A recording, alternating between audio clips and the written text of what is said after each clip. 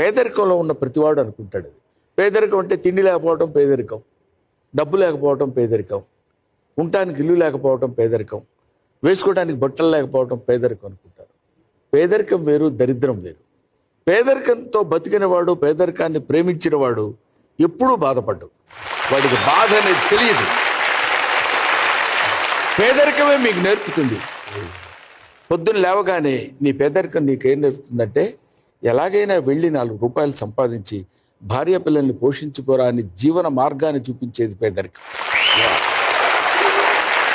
అలా కాకుండా ఏదో పని చేసి ఎలాగైనా ఎవరినో మోసం చేసి డబ్బు తీసుకొచ్చి ఇంట్లో ప్రేమించాలనుకోవడం దరిద్రం.